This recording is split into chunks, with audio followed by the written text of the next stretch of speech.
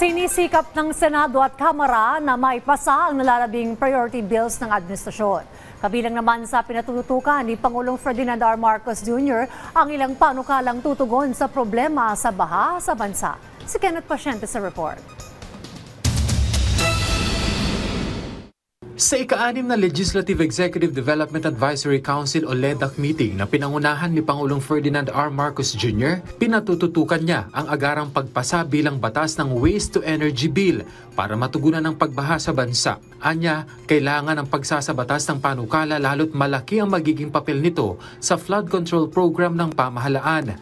Ayon sa Pangulo, hindi na lang daw kasi ito tungkol sa basura, kundi higit lalo sa flood control effort. Isinulong din ng Presidente sa LEDAC meeting ang reorganization ng water management sa bansa sa pamamagitan ng pagbuo ng Department of Water Resources. Tututok daw ang departamentong ito sa mga proseso ng water management lalo na ngayong danas ng bansa ang epekto ng climate change. Sinabi ng Pangulo sa Senado na maglalabas ng bukod na executive version ng Department of Water Resources bilang Malacanang na pag-aaralan naman daw ng mataas na kapulungan ng Kongreso. Samantala, tuloy ang pagsisikap ng Senado at Kamara para maipasa ang mga priority legislation sa ilalim ng Marcos Jr. administration. Katunayan, nasa 19 na mula sa 64 na Common Legislative Agenda priority measures ng administrasyon ang naisabatas na dahil sa pagtutulungan ng Senado at Kongreso. Ibinahagi ni Senate President Chis Escudero at House Speaker Martin Romualdez na pipilitin nilang maipasa bilang batas ang mga nalalabing priority bills bago ang Christmas break,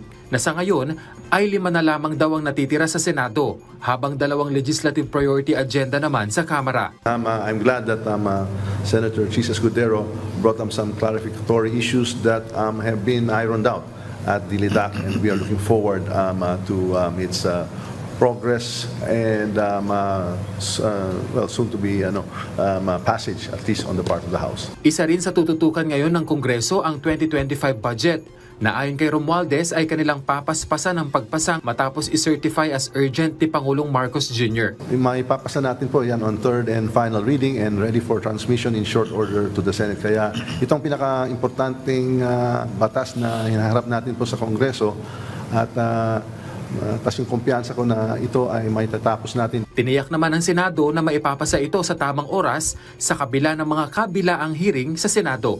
Katunayan, may kasunduan na raw ang Senado at PICC para magsagawa ng ilang pagdinig doon. It has always been passed by the Senate in time before we go on recess.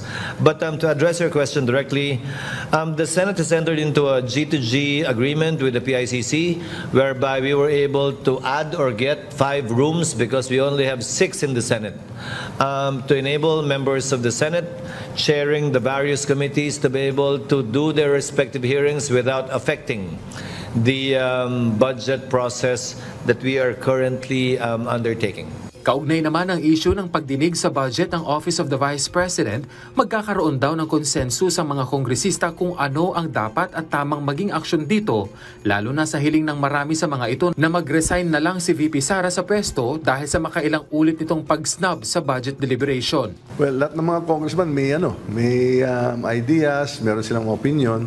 But before tonight's end, we will come to a resolution, and that will be the act of the plenary.